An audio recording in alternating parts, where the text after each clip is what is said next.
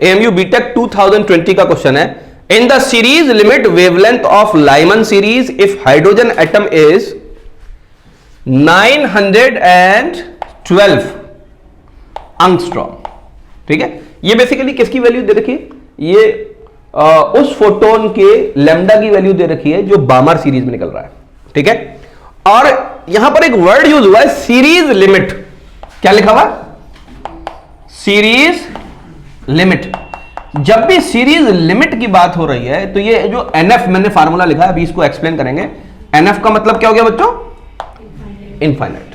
ठीक है, तो ये वर्ड बहुत बहुत इंपॉर्टेंट। जब भी सीरीज लिमिट, जब भी ये वर्ड आ जाए ना लिमिट, तो आप NF is equal to N infinity समझ जाइएगा। ठीक है, बामर के लिए जो ये वाली सीरीज है वो बेसिकली फिक्स हो गई है ना। लाइमन के लिए ये वाली क्या चीज फिक्स हो गई? N I is 1। बात समझ में? बामर के लिए एन आई किसके बराबर होगा? 2। ठीक है, आगे बढ़ते हैं। Then the series limit wavelength of Balmer series of the hydrogen atom. तो हमें किसके लिए निकालनी है? बामर के लिए निकालनी। और ये किसके लिए दे रखा है? लाइमन के लिए दे रखा है। तो बच्चों इस वाले फॉर्मूले को जरा ध्यान से देखिए। 1 upon lambda is equal to R into 1 upon N I square minus 1 upon N F square. इसको पलट के भी लिखते हैं तो वो बेसिकली एक्साइटेशन और डी एक्साइटेशन वाली बात है, और उसके अलावा कुछ भी नहीं है। बट अबाउट दिस आर, ये आर बेसिकली रिडबर्ग कांस्टेंट होता है।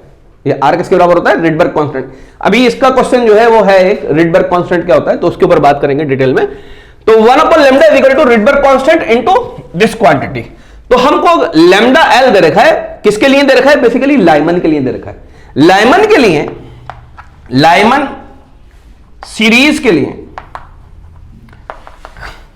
जो ni होता है वो किसके बराबर होता है बच्चों? 1 के बराबर होता है। और बामर सीरीज के लिए जो ni होता है वो किसके बराबर होता है? 2 के बराबर होता है। क्या मेरी बात समझ में आई? और क्योंकि ये सीरीज लिमिट दे रखी है इसलिए NF तो दोनों के लिए ही बेसिकली क्या हो जाएगा? इंफिनिटी हो जाएगा। तो हमारे पास जो फॉर्मूला बनेगा वो क्या बनेगा? 1 अपॉन लैम्डा, यहां इस क्वेश्चन के लिए R upon N I square. क्या यही बनेगा कि नहीं? ओके, तो अब आप इसका रेशियो देख लीजिए। अब आप क्या करिए? इसका रेशियो देख लीजिए। इसका रेशियो देखते हैं। 1 अपॉन लाइमन लिख लूं upon 1 upon delta sorry lambda Balmer is equal to किसके बराबर? R upon N square. R upon, तो एनआई में एनआई की जगह मैं क्या लिखूं? ऊपर किसका लिखा है? लाइमन का लिखा है। लाइमन के लिए 1 है, आर अपॉन 1 का स्क्वायर अपॉन, और फिर बामर के लिए क्या लिखूं? आर अपॉन 2 का स्क्वायर। आर तो आर से कैंसिल हो जाएगा। 1 अपॉन लैम्डा एल, ये मुझे दे रखा है 1 अपॉन 912 ये ना, कंफर्म कर लीजिए। 1 अपॉन लैम्डा बी, ये मुझे निकालना है।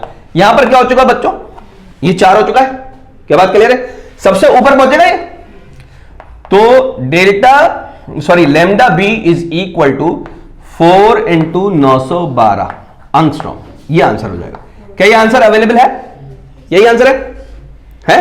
कौन सा आंसर है? Answer C is the correct answer. Note कर लीजिए।